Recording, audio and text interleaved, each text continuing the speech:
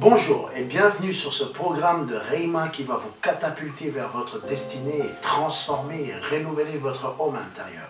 Que le Seigneur vous bénisse. Aujourd'hui, nous allons aborder un sujet très important que nous intitulons « Quelle attitude avoir dans le moment difficile ?» Vous savez, beaucoup de fois, quand j'ai écouté des prédications, en étant un peu plus jeune, évidemment, quand j'écoutais des autres prédicateurs annoncer la bonne nouvelle, souvent ils disaient « Si vous venez vers Jésus, tous vos problèmes seront résolus. » Ou quelques-uns même qui disaient « Si vous venez vers Jésus, vous n'aurez plus de problème. » Chose que j'ai dû découvrir en grandissant et en devenant mature dans la parole de Dieu, que ce n'était pas tout le temps le cas. Pourquoi? Est-ce que le fait d'avoir Jésus-Christ dans notre vie nous enlève tout le problème? Est-ce que le fait d'avoir Jésus-Christ dans notre vie efface tous les problèmes, tous les challenges, ou tous les défis, ou tous les montagnes que nous avons devant nous? Ça ne les efface pas, évidemment. Elles sont toujours là devant. Quelqu'un est né de nouveau le samedi, il a toujours le même corps, il a toujours peut-être le même nom, et il a toujours les mêmes factures à payer. Plus pire, il habite toujours dans la même adresse. Ça veut dire que le fait de naître de nouveau, ou bien peut-être de venir vers Jésus-Christ, ne va pas enlever, ne va pas ôter les challenges que vous avez devant vous. Mais nous allons le regarder par la parole de Dieu. Qu'est-ce que la parole de Dieu va faire devant les montagnes, devant les problèmes que vous êtes en train de vivre aujourd'hui et qui vous dérangent? Et qu'est-ce que dit la parole de Dieu là-dessus? Et quelle est votre attitude par rapport à ces problèmes? Alors, quand nous regardons dans la parole de Dieu, nous voyons très rapidement que il y a vraiment beaucoup de personnes qui ont marché avec Dieu, qui eux aussi ont subi, ont eu des challenges, ont eu des problèmes. Nous voyons par exemple Joseph qui a été emprisonné pendant un temps assez longtemps, juste parce qu'il a cru et il a partagé son rêve à ses frères. Est-ce que Dieu n'était pas avec Joseph? Si, il a été en prison. Nous voyons aussi Job. Quand nous regardons par exemple l'histoire de Job, nous voyons Job qui a tout perdu, tous ses biens. Est-ce que Dieu n'était pas avec Job? Si, la réponse est si. Dieu était avec Job. Mais Job, quand même, a vécu des problèmes, il a vécu des difficultés. Nous voyons la vie de l'apôtre Paul. Nous voyons la vie de Jérémie qui a été aussi emprisonné, en prison, juste à cause d'une prophétie, parce qu'il a prophétisé que le peuple allait être déporté. Chose que cela n'a pas pu plaire au roi de cette époque-là, lui a fait emprisonner. Nous voyons cela. Est-ce que le fait d'être avec Dieu aujourd'hui va vous enlever tous vos défis? Je ne voudrais en tout cas pas vous vendre des illusions. Je ne voudrais pas en tout cas vous vendre quelque chose qui n'est pas réel dans la parole de Dieu. La vérité, nous allons le découvrir. La parole de Dieu dit dans le livre de Matthieu, chapitre 7, verset 24. Nous allons ouvrir nos Bibles. Et si vous n'avez pas une Bible, vous pouvez voir les versets apparaître ici dessous. La parole de Dieu dit dans le livre de Matthieu, chapitre 7, verset 24.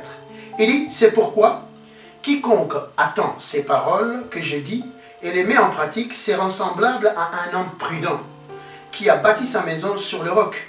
La pluie est tombée, les torrents sont venus, les vents ont soufflé, elles se sont jetées contre cette maison, mais elle n'est point tombée parce qu'elle est fondée sur le roc.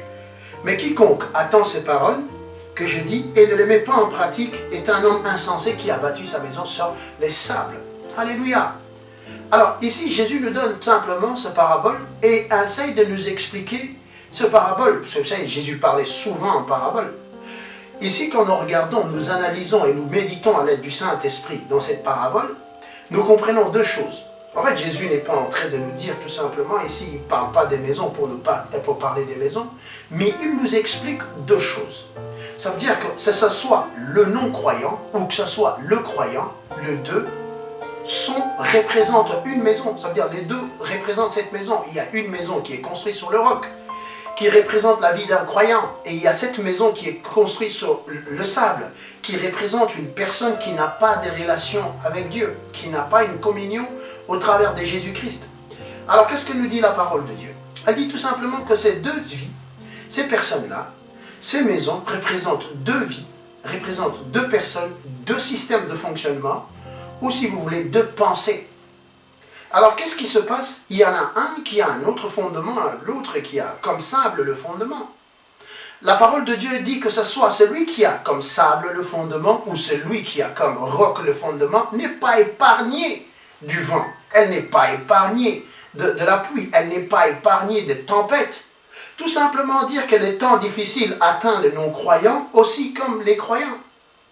Le problème, c'est que le vent, quand il vient, elle n'a pas l'objectif pour justement vous faire tomber. Non, pas pour le croyant. Qu'est-ce qui se passe quand le vent vient pour un croyant? C'est que votre vie est fondée sur Jésus. Vous ne pouvez pas tomber. Quand vous avez Christ comme rocher, vous ne pouvez pas tomber parce que votre vie, votre maison est construite sur Christ et Jésus. Vous ne pouvez pas tomber.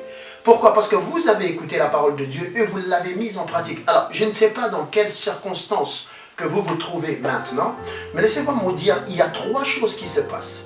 Une personne qui se trouve dans la première, une personne qui se trouve dans des problèmes, ou bien dans un moment difficile, il a tendance à être sur une pression, il a tendance à être dans une frustration, et il a tendance à être même dans des dépressions. Pourquoi? Parce que rien ne va pour lui. Cela peut être un croyant, un chrétien, rien ne va pour lui, rien ne marche. Par exemple, il cherche du travail, il n'en trouve pas. Par exemple, il a un rêve, il voudrait travailler, il voudrait voir son rêve se réaliser. Ce rêve ne se réalise pas. Il a demandé quelque chose à Dieu, il ne la voit pas se réaliser. Et une personne dans ce moment peut se trouver dans un moment très difficile. Il peut même dire que non, voilà, Dieu, où est-ce que Dieu m'a abandonné? Laissez-moi vous dire quelque chose. Dieu ne vous a jamais abandonné. Il ne vous a pas abandonné. La première chose que vous devez vous réaliser, c'est que Dieu est avec vous.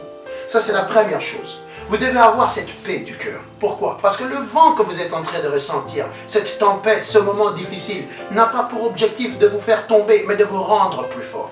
Ça a pour objectif de former votre caractère, ça a pour objectif de vous préparer afin de recevoir la bénédiction que Dieu a préparée pour vous. Arrêtez de vous lamenter. Vous savez quel caractère que Joseph a développé en étant en prison, pendant qu'il était en train de gérer cette prison? Dans ce moment difficile, vous êtes en train de développer un caractère de leader. La première chose que vous devrez commencer à faire, c'est réaliser que Dieu est avec vous. La parole de Dieu ne ment point. Il a dit, je serai avec vous jusqu'à la fin du monde. La deuxième chose qui est très importante, quand on se trouve dans des moments difficiles, on a tendance à parler le négatif.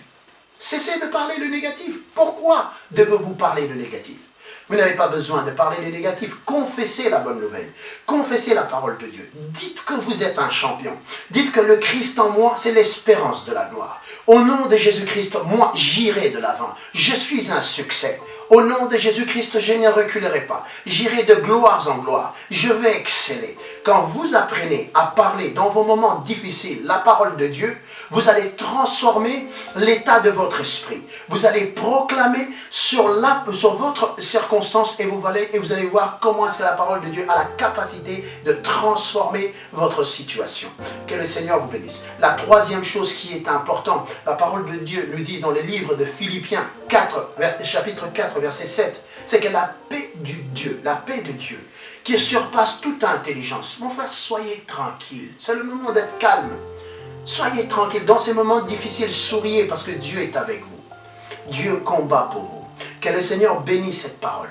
Que le Seigneur bénisse cette parole. Et je vous dis, pendant que vous êtes en train d'écouter cette prédication, partout là où vous êtes, ne confessez pas le négatif. Ayez la paix en vous. La troisième chose, c'est de prendre la parole de Dieu, de garder ça dans votre cœur et de ressentir sa paix. Que Dieu vous bénisse et préparez-vous à recevoir la chose que vous avez demandé à Dieu.